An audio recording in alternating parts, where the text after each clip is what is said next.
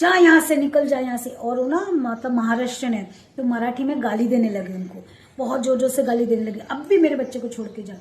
तो उसने बताया कि स्वप्ना इतना जोर से दरवाजा पटका, जोर से। मैं आज ऐसी एक कहानी ले आई हूँ जिनको सुनते ही आपका घूसबम खड़े हो जाएंगे। और ये कोई बनावटी कहानी नहीं है, ये एक सच्ची घटना है, रियल स्टोरी है, जो मेरे बहुत खास फ्रेंड के साथ हुआ था, उनकी फैमिली के साथ हुआ था। चलिए आज शुरू करते हैं, उसके पहले इंट्रोडक्शन। कहानी शुरू करने से पहले आपकी बहुत बहुत स्वागत है आपकी खुद की यूट्यूब चैनल जिनका नाम है रियल फैक्ट स्वप्ना दास। कहानी उस टाइम की है, कम से कम 12-15 साल पहले की कहानी है। और एक दिन हम लोग सब बैठ के बात कर रहे थे, तभी मुझे वो मेरे फ्रेंड ने, चलिए एक नाम देते रेशमा, क्योंकि एक पहचान तो होना चाहिए। तो रेशमा ने मुझे बताया कि ऐसी बात करते करते कि पता है तुझे सपना के मेरे साथ ऐसा ऐसा हुआ है। तो मैंने पूछा क्या हुआ है, तो बोलते जब मेरी बेटी 3 साल की थी तभी ना उसको बहुत प्रॉब्लम होता था, रात को बहुत बैठ के उठ के रोती थी। तो बच्चे रोते ही है, तो मैंने बोली क्यों, बच्चे तो रोते ही है। बोलता हाँ बच्चे रोते तो है, बट कुछ अलग ही रोते थे। और भूख लगता था उसको, बहुत खाना चाहिए था, पेट भर के हम लोग खाना खिलाते थे। और 3 साल की बच्ची कितना खाना खा सकते है ना। तो फिर उस आहिस्ता आहिस्ता ये बढ़ने लगे।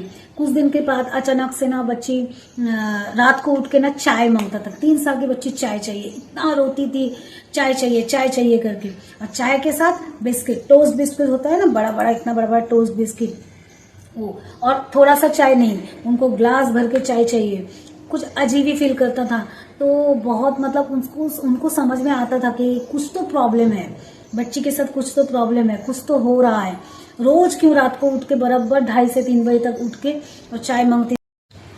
1 ग्लास भर के चाय और 1-2 नहीं, पूरा पैकेट बिस्किट उसको बच्ची को खाना था। और रोज रात को खाती थी। मम्मी पापा उसकी बहुत डर गए थे, मेरी जो फ्रेंड थी बहुत डर गई थी। तो वो ले जाने लगी सब जगह पे, दिखाने लगी कि क्या हुआ है बच्ची के साथ। तो किसी ने बताया कुछ तो हुआ है ऐसा ऐसा, मतलब कुछ तो बोल के दिया कि तुम जाओ और तुमको ही हैंडल करना पड़ेगा, ये क्या हुआ है कुछ समझ में नहीं आ रहा है, हमारी बस की बात नहीं। तो एक रात माँ बोलते ना, माँ की दिल दुख जाता, डर जाते। तो एक रात ऐसी वो बैठी थी, सोई नहीं थी, जागी थी, और कि अभी 2:30 बजने वाला है, अभी वो बच्ची उठेगी। और तो उनका दरवाजे पे लॉक था, जो बेडरूम में सोए थे लॉक था। तो सडनली लॉक खुल गए और एकदम से एक हवा आई और बच्ची उठ के बैठ गई। और उठ के बैठ के बोल रहे मुझे चाय दो, मुझे चाय दो, मुझे बिस्किट दो, मुझे भूख लगा है। और तभी वो डर गई इतना, और डर के मारे उनको मतलब क्या करेगी बच्ची को। तो वो ना डर के मारे गुस्सा हो गया, गुस्सा होकर ना बहुत जोर से चिल्लाई, कौन है रे तू, जा यहाँ से, निकल जा यहाँ से। और वो ना मतलब महाराष्ट्रन है, तो मराठी में गाली देने लगे उनको, बहुत जोर जोर से गाली देने लगे, अब भी मेरे बच्चे को छोड़ के जा।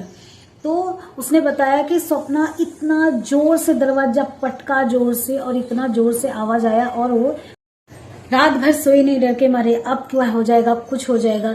लेकिन बच्ची सोई थी पर एकदम अनचन कर रही थी। और देखने लगी कि बच्ची को आहिस्ता आहिस्ता फीवर बढ़ने लगा। और फीवर चढ़ते कैसे भी रात निकाला, जैसा सुबह हुआ मतलब 5-5:30 बजे, तभी मेरे फ्रेंड ने उसका हस्बैंड को बताया चलो हम नहीं रहेंगे, हम गाँव जाएंगे, क्योंकि हम लोग यहाँ पे शहर में रहते। और उन्होंने क्या किया, अपना गांव चले गए। और वहाँ पे गांव में जो उनकी मम्मी पापा, मतलब मेरी फ्रेंड की माँ बाप है, सास ससुर सब है, उनके पास चले गए। सबको बताया, सब इकट्ठा हो गए, सब ने बोला क्या है। तो वहाँ पे एक कोई तांत्रिक जैसा थे, मतलब उनको सब मानते थे उनके गाँव में। तो उनके पास गए, उनके पास जाके सब कुछ सुनाए। तो उन्होंने बच्ची को देखा, झाड़ फूक किया, सब कुछ किया। करने के बाद बोलने लगे उनका हस्बैंड को कि तुम याद करो तुमने क्या किया था, और तुमने किसी बच्चे को बचाया था क्या पानी से निकाल के। तभी उसका हस्बैंड को याद आया कि बहुत साल पहले एक पानी पे डूबता हुआ, मतलब वो जो गांव में है ना, उनका जो नदी में एक बच्चे डूब रहे थे, तो उनको बचाया था। बट बचाने के बाद भी, उनको निकालने के बाद भी बच्चा बचा नहीं था।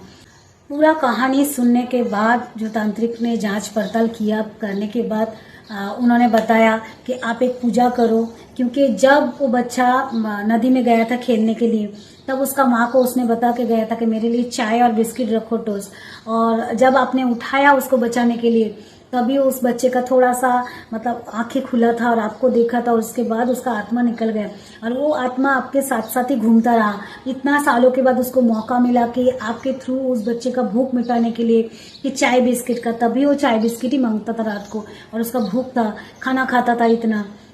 तो वो पंडित ने मेरे सहेली का हस्बैंड को बताया कि आपने ऐसा ऐसा पूजा करो, उसका आत्मा का शांति कराओ आपके हाथ से, तो वो शांति मिल जाएगा। तो मेरे सहेली के हस्बैंड और सहेली ने सब किया है, सब काम, और उसके बाद वो लोग शांति से रहे, कुछ प्रॉब्लम नहीं दिया। उसके बच्चे भी बड़ी हो गई है, अच्छी है, स्वस्थ है। यहीं पे मेरा कहानी खत्म कर रही हूँ। और कहानी सुनने के लिए सब्सक्राइब जरूर करना, बेल आइकन को दबाना भूलना नहीं, कमेंट करना। अगर आप ऐसे ही कहानी मेरे साथ शेयर करना चाहते हो तो मैं इंस्टाग्राम का लिंक दिया हुआ है, उसमें आप कर सकते हो, और फेसबुक का भी है, कहीं पे भी आप कांटेक्ट कर सकते हो मुझे, और मुझे बता सकते हो तो आपके नाम के सहित या सीक्रेटली आपका कहानी मैं बताऊंगी सबको। चलिए, राधे राधे।